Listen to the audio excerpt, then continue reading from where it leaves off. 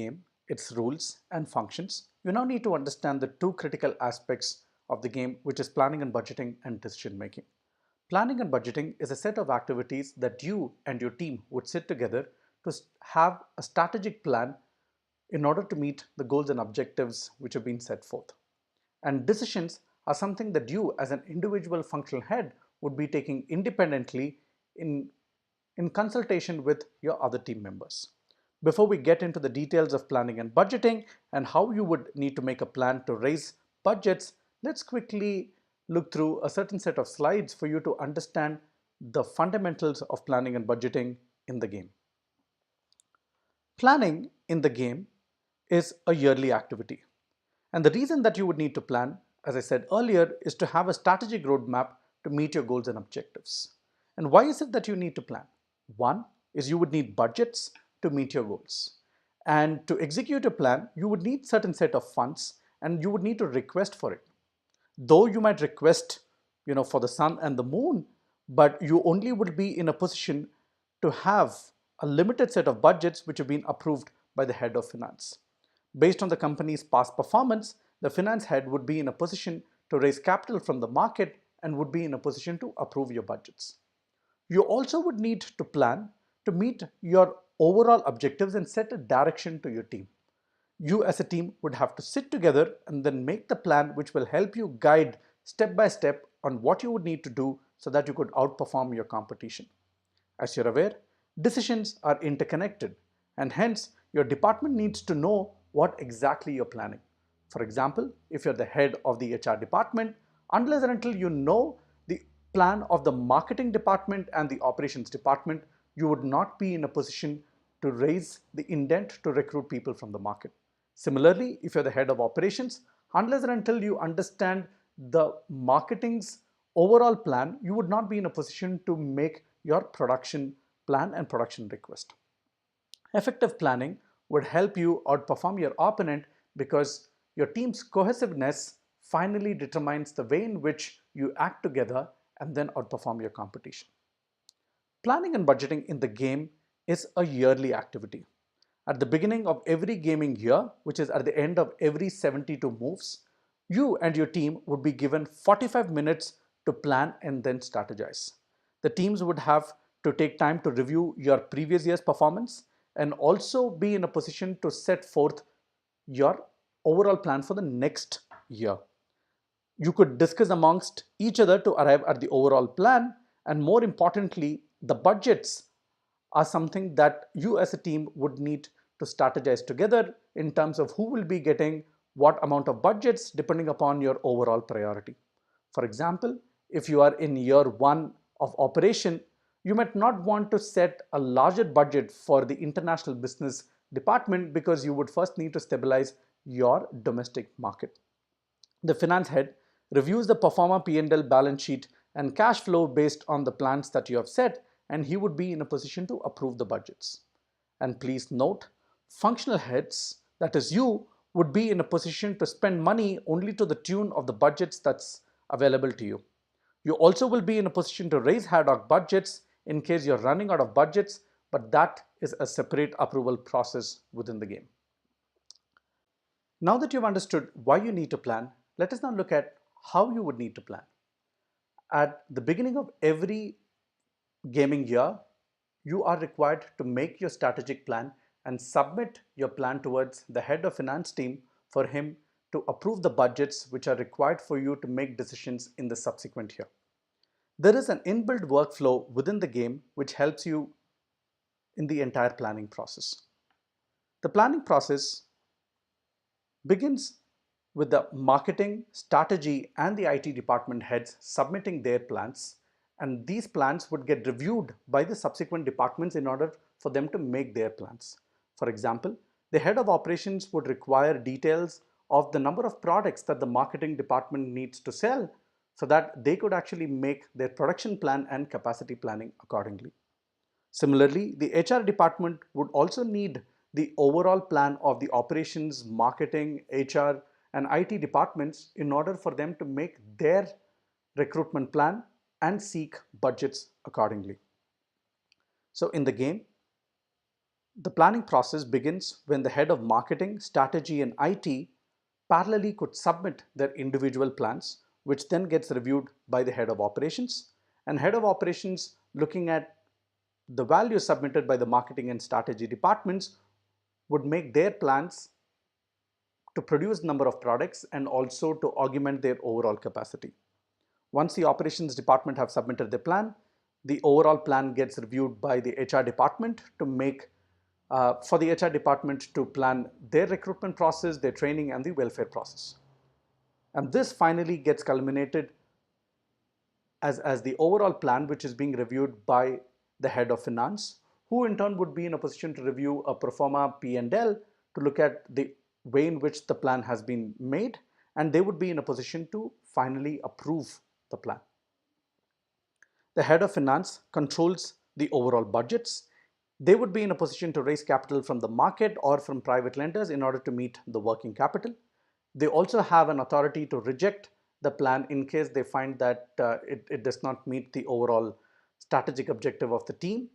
And one thing that you also will have to take cognizance of is that if you as a team do not complete your plan within the stipulated time, the system would compute an automated budget and then would assign the budgets to you.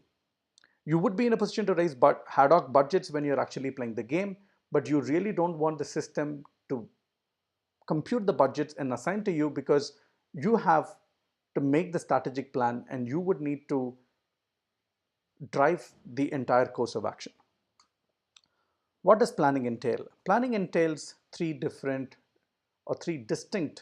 characteristics. One is to review the actions of the previous year and see how it's happened. The other is to look at various choices that you have to make your decision, and more importantly, to look into the future to determine what is it that you would want to do based on how your past performance has been. Now let us quickly take a look at a demo of how you could make a plan. And before we get to that, remember, planning is just 30% of work done. You would need to make a decision to ensure that you meet your plan. For example, planning to go to Singapore does not guarantee you a flight ticket and accommodation. You would need to take the necessary decision in order to plan your visit. Let us now look at an example of how you could make a plan and secure budgets. As mentioned earlier, you have a stipulated amount of time before which you would need to complete your plan and then seek budgets. In the game, you're given about 60 minutes for you to complete this particular activity. And as I said earlier, if you fail to do so within 60 minutes, the system would compute an automated plan and then give you budgets that you would need to work with. And I also would like to remind you of the workflow within the game. Once the head of marketing, strategy, and IT submits their plan, the entire plan goes to the operations department, who once completed would flow into the HR department, and finally the plan would be reviewed by the head of finance in order to secure budgets. Now let us look at how the marketing department would have to submit the plan. The planning screen distinctly contains three sections. The section on planning and budgeting, this is where you would be taking your decision. The section of reference, which is nothing but the choices that you have in order to make your decisions. And the section on snapshot, which gives you an overall view of your last year's performance. You would need to look at your last year's performance and the set of choices that you have in order to make your current year's performance. You also would be in a position to understand, if you have certain questions, you also would be in a position to understand these answers to those questions by looking at the FAQ section by clicking on the I tab on the top right hand corner. Let us now look at a plan. Head of the marketing and the sales department, you would need to make your plan in the beginning of the entire planning process for the other departments to follow through. You would need to first determine your marketing strategy in terms of the products that you would like to promote, the segments that you would like to target, and the territories in which you would like to do business with. Having determined the products that you would like to produce based on the segment and the quarter-wise demand, you would first need to make your plan. Please note that you would need to make your plan for every product separately. So which means to say that you would first plan for Kisan Micra in determining the product allocation, the distribution and advertisement, the sales force, and then once you have completed the decisions for Kisan Micra, you would then subsequently be taken to the planning for Shift Micra. So you plan for one product at a time. You would then need to determine the overall market share. Having determined the product, you would need to determine the overall market share that you would like to target for the year, which will determine the overall products that you would be selling in the market.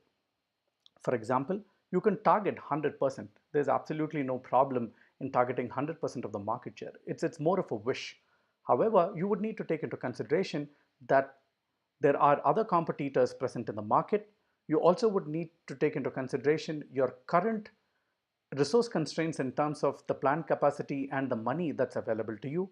You also would need to take into consideration the amount of swing in terms of market share that you would like to have from your competitors. Having determined the market share that you would like to target, you would need to enter the market share, and the overall products that you would produce would automatically get computed. The next critical decision that you would need to take is to determine the quarter-wise split. This quarter-wise split helps the operations team in making their plan, which is to say that you have an opportunity to, you will have an opportunity to sell 100% of your planned products in quarter one, or you also have an opportunity to plan as a staggered manner in terms of 25% each of the quarter. This is a function of your resource availability in terms of both the manpower and the capacity which is available in your company. Having determined the quarter-wise split, you would now need to determine the average product price. This comes from your past experience in terms of the price that you have set and the overall sales which has happened, and more importantly also the customer expected price. So you can actually take a look at the customer expected price and your past performance and that of your competitors in determining the price that you would like to set for your product. Having determined the market share and the price, you would now need to determine the budgets that you would like to seek for distribution and advertisement. Based on the amount of products that you would like to sell, the overall distribution margin is calculated based on an average value from your previous year's performance. On top of that, you could either choose to provide marketing, training, and incentive support to your distributors, and that would mean that you would need to incur more cost over and above the average distribution margins that you set for them. Buffer percentage is a set of percentage that you would like to provide in order to meet for certain contingencies and plan for certain exigencies which would happen when you are executing your plan. Advertisement cost is something that you would need to determine. And the way in which you determine the advertisement cost is to take a look at the overall customer expected awareness that you would like to create for the product and segment combination, and then take a look at the set of choices that you have in terms of the various advertisement modes and their effectiveness. For example, if you'd like to provide an ad in the Economic Times paper, this is the cost that you would like to incur, and this is the overall awareness score that you would like to secure. So based on the awareness score that you would like to achieve, you would need to determine the cost that you would need to be spending in order to determine the advertisement budget. So let's assume that I seek an advertisement budget of about 5 lakhs, and now I would need to make a plan on the overall sales force that I require in order to meet the stated objective of the number of products that I would like to sell. For example, if I'd like to sell about 10,000 units of products, I would need more sales force in order to meet the market demand. Now, the system automatically computes the number of required sales force based on the products that we intend to sell. The current column gives you information about the available sales force who are currently present in your department, and the required, as I said, is computed. Now, if you would want to set a buffer in order to manage attritions and other exigencies, you could add a certain set of buffer. and determine to provide after sales and warranty support, and finally review your overall budget plan. As I said, you would need to plan for one product at a time. Now that you have planned for one product, the system will prompt you, asking you if you'd like to plan for the second product. Let's assume that from a demo perspective, you don't require to plan for a second product. You would need to press no, and you would be in a position to review the overall plan and the overall budget that you are intending to request from the finance team.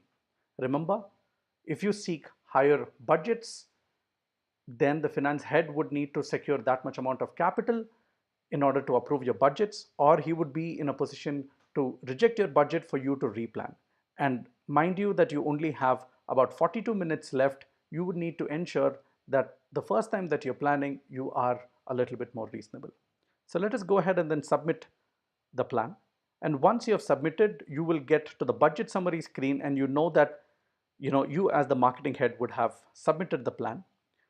And now, as I said, the next set of planning would be done by the strategy role.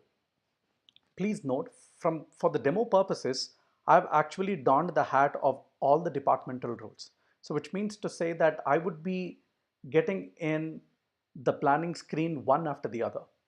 But in your real game, each individual will be donning a certain set of separate roles, and hence the head of marketing, strategy, and IT will be in a position to plan independently and submit their plans around the same time.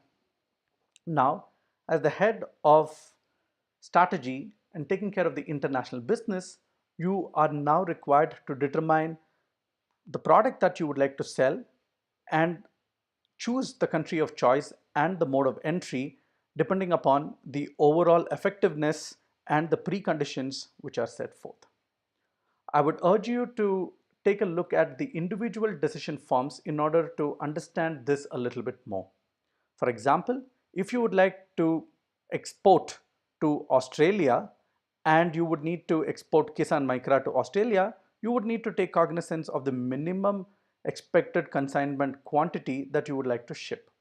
So let's assume that I would like to export my product to Australia, and hence I would need to have a minimum of 35,000 units.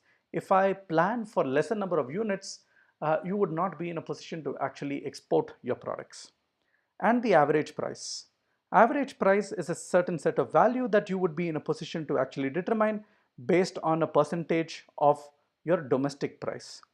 So take a look at the max price which is allowed as a percentage increase from the domestic market. For example, in this case, you would be in a position to actually select 47% higher than 6,700. This is to ensure that you have a currency arbitrage. So let's assume that I am a little conservative when I select a price, and you would be in a position to alter your price and then see how your sales varies during your execution time. Once you have completed a certain set of combinations in terms of the country of choice, the mode of entry, the number of units that you would like to sell, and the average price, click on save, and the costs would get computed.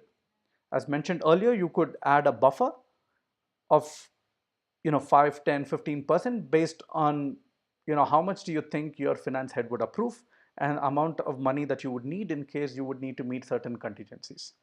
Once you have made a submission for one country, you can actually do that for another country, make the same set of choices,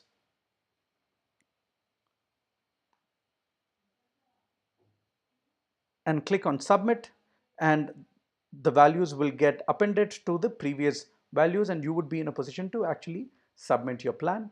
And you would see in the budget summary that you and the head of marketing have completed their budgets. Now, as the head of operations, you get to review the plan made by the head of marketing and strategy in terms of the number of products that they would like to sell. So if you take a look at this particular column, to be sold estimated gives you the set of values that the head of operations and the head of marketing and head of strategy intended to sell. Now you also have certain set of inventory from the previous year. So to be produced gives you an indication of the number of units that needs to be sold minus the value that you currently have in your inventory. So you could go ahead and then provide buffer, because most often than not you would have rejections in terms of your production planning, and hence you would need to set certain amount of budgets. Having determined the number of products, you would need to procure raw materials from your suppliers. You would be in a position to review your suppliers and their overall performance, their capacity, their rate, the time and quality in which they would supply from your reference tab, and go ahead and then enter buffer percentages if you want to, or else you could give it a pass. Now you would need to select from the set of suppliers that you have, and each of the suppliers, the unit cost of the raw materials that they supply would be different from one another. So you would need to go ahead and then choose. So I intend to procure 100% from these suppliers in this combination, and the overall raw material cost gets computed. Once you have selected the raw materials and the number of products, you also have the option to augment your capacity by buying more machinery, by installing more plants, and by commissioning more warehouses as well.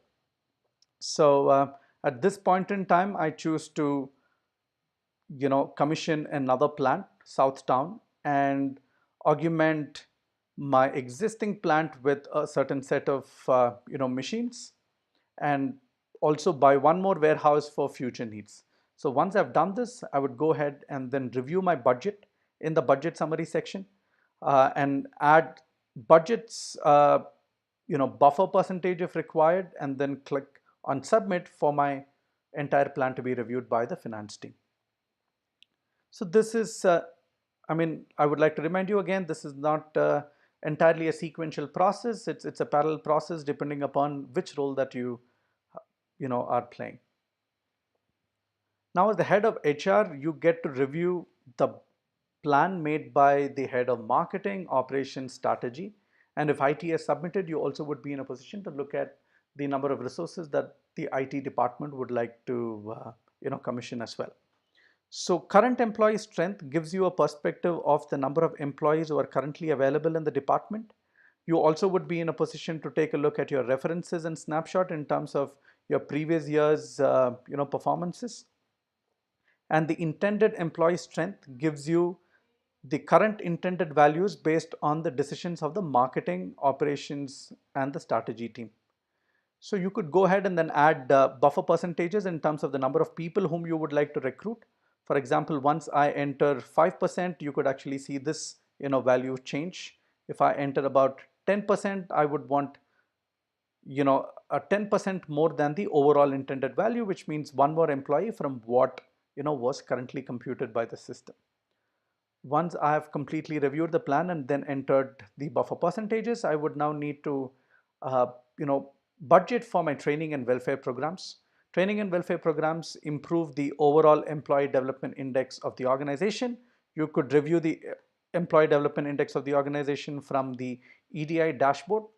I would go ahead and then make plans for training. These are arbitrary values, but I'm sure you would be in a position to actually select it based on certain set of logic and patterns that you see within the game. I would also budget for certain welfare programs, which improves my overall employee development index. I would review my budget and then add a little bit of buffer. I don't want to really inflate my overall budgets as well. Then the workflow goes to the IT department. As the head of IT, I could review the overall projects and the softwares that I would be in a position to implement. I would go ahead and then make plans accordingly. I would choose the softwares that I would like to implement, looking at the preconditions, determine if I'd like to go in for an in-house or an external vendor, determine my hardware strategy. I also would be in a position to determine the change management and the training strategies required in order to improve the overall efficiency of the program. I click on save so that I would be in a position to do multiple programs at one single time. I would be in a position to plan for multiple programs. I could go ahead and then choose various options and click on save, so that I also would be in a position to plan for the second program, which is BPM. I enter a certain set of buffer and then I click on submit for the entire plan to be reviewed by the finance team. Now this is the critical aspect. The finance team will be in a position to review the budgets. Sorry, the finance team will be in a position to review the budgets of various departments. They would be in a position to take a look at each of the individual parameters and line items and the amount requested for these. You also would be in a position to look at the financial statements and also would be in a position to make decisions in order to raise capital. So as the head of finance, you currently look at an overall 93% deficit, which means to say that you don't have enough money to actually approve 100% of each of the departments. The only option that you have right now is to go ahead and then raise capital or reject their plans. If you reject the plans, automatically an intimation would go into the department and the department would be in a position to resubmit their plans all over again. At this point in time, from a demo perspective, what I would do is to go ahead and then raise a little bit of capital. I would, look at my references in order to understand when I would be in a position to raise capital from whom and what is the implication of my, decision of raising capital. So once I've raised capital, if let's now take a look if the deficit percentage has come down. If you would earlier remember, the deficit was about 93%, and now that we have raised capital from existing shareholders, you actually see that the deficit percentage has come down. Let me go ahead and then from a demo perspective give about 1% approval. So the moment I provide my approved percentage, you could actually see that the deficit is not there and I still have certain cash left, and I would be in a position to actually submit the request and approve, so that each of the departments would be in a position to get only a percentage, rather 1% of the overall budget that individuals have requested. I also have a dashboard to look at the performance of my department heads the previous year in terms of the overall utilization percentage. So if you actually take a look and track the performance of the utilization percentage of these individual departments over the period of years, you also would be in a position to understand how is their spending pattern and how much you would need to approve for the current year. So let's assume that you're okay with this particular plan, and then you could go ahead and then approve. Let's make this approval. And so this would mean that budgets would get auto computed based on the percentage that's been set by the head of finance, and the budget approval will be communicated to the individual department heads.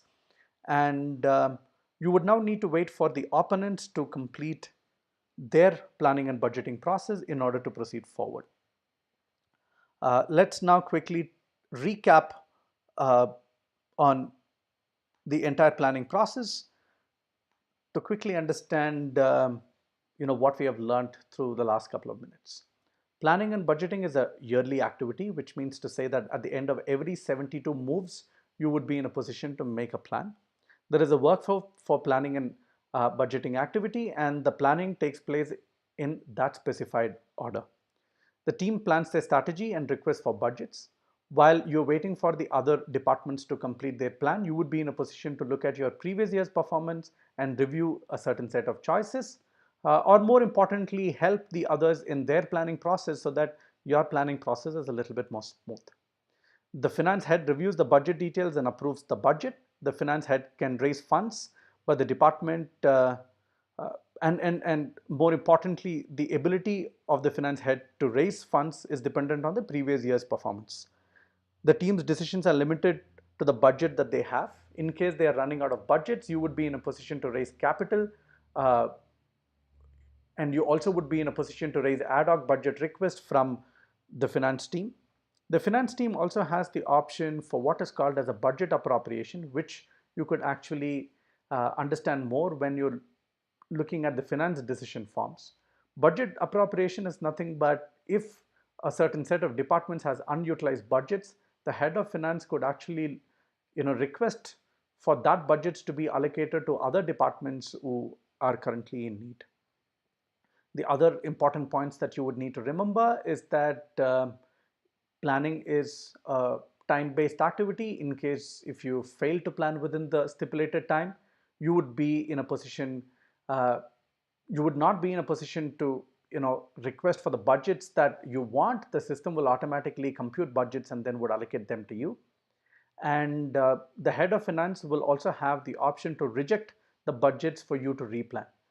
But the entire replanning process and submission should happen within the stipulated time. Uh, so I think we have come to the end of the planning and budgeting process. One thing that you will have to understand is if you fail to plan, you will plan to fail.